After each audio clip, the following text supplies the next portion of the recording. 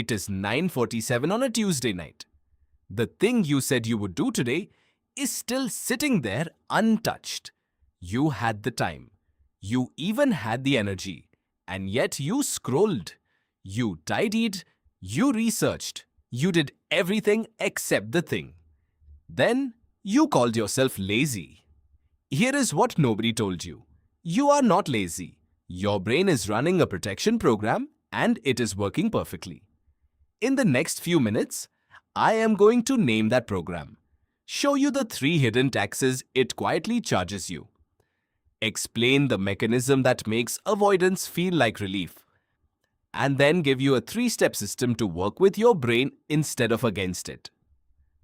If you have ever wondered why smart, capable people freeze on the things that matter most, this is the video. And if you want the one-page version of this system to keep on your desk, I will tell you where to get it at the end. Let's name the pattern. I call it the protection loop. It has 3 phases and you have run all of them today without noticing. Phase 1 is the flinch. You think about the task and something in your body tightens. It is not the task itself. It is what the task might reveal. What if you try and it is bad? What if you are not who you hoped you were? The flinch happens in less than a second, long before conscious thought gets a vote. Phase 2 is the retreat. Your brain offers you an exit that does not look like an exit. Check your phone, clean the kitchen, watch one more tutorial. Notice something. The retreat is never rest. It is always motion. That is what makes it so convincing. Phase 3 is the story. At the end of the day, your brain has to explain the gap between what you intended and what you did. And it reaches for the simplest label available. Lazy, undisciplined.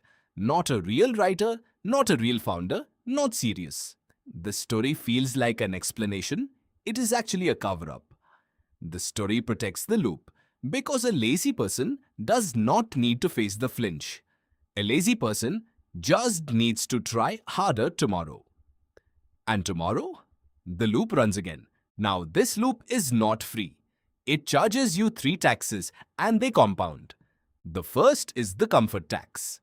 Every time you retreat, you get a small hit of relief.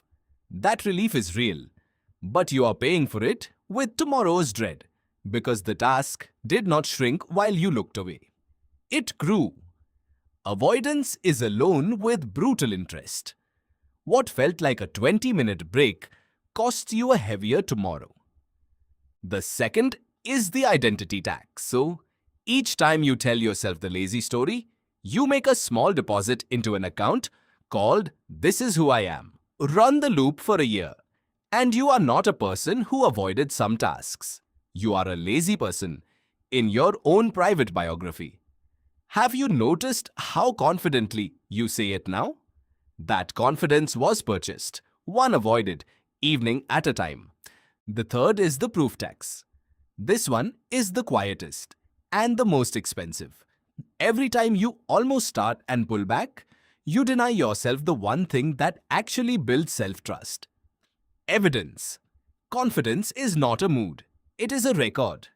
And the loop keeps your record empty, so even your real abilities start to feel like rumors. So why does the loop feel so right in the moment? Here is the mechanism in plain English. Your brain did not evolve to make you productive. It evolved to keep you safe, and it treats threats to your self-image almost exactly like threats to your body. The psychologists Daniel Kahneman and Amos Tversky showed something strange about human judgment. Losses hurt roughly twice as much as equivalent gains feel good. They called it loss aversion. Now apply that to your unstarted project. Starting offers a possible gain, but it also risks a loss, proof that you are not good enough, and your brain weighs that loss double. Avoidance, mathematically, feels like the smart trade. There is a second piece. The psychologist Stephen Hayes, who developed acceptance and commitment therapy, calls the pattern experiential avoidance. the attempt to escape uncomfortable inner feelings rather than outer dangers. In plain English, you are not avoiding the task. You are avoiding the feeling you predict the task will produce. The task was never the enemy. The forecast was. Once you see that, the whole thing reframes. Laziness is a character flaw. Protection is a mechanism. And mechanisms can be worked with. So here is the system. 3 steps, small on purpose. Step 1, name the flinch out loud. The moment you feel the pull to retreat, say what is actually happening. My brain is predicting a feeling and trying to protect me from it. Do not argue with it. Just name it. Naming moves the experience from alarm to information, and it breaks the loop's favorite trick, which is running invisibly. Step 2. Shrink the threat below the alarm threshold. Your protection system fires at, what if this proves I'm not good enough? It does not fire at, open the document and write one bad sentence. So make the first move so small it is almost embarrassing. 2 minutes, 1 sentence. Shoes on, nothing more. You are not lowering your standards. You are lowering the stakes, and stakes are what the alarm reads. Step 3. Log the evidence. At the end of the day, write down the small thing you actually did. 1 line. This is not a gratitude journal. It is a court record, and it exists to bankrupt the lazy story. The story survives on a blank page. Give it 1 dated line of proof per day and watch how fast it runs out of arguments. Name it, shrink it, log it. That is the whole system. Notice what it does not include: motivation, discipline, a new morning routine. You do not need to feel different to act. You need the action to stop looking like a threat. So, here is the synthesis. The gap between what you intend and what you do was never a measure of your character. It was a measure of how dangerous the task looked to a brain that loves you clumsily. And that gives you the rule, the 1 line to keep. You don't have a laziness problem, you have a safety problem, and safety can be built. Today, before you close this video, pick the 1 task you have been circling. Do the 2-minute version, then write 1 line about it. That is the loop, running in reverse.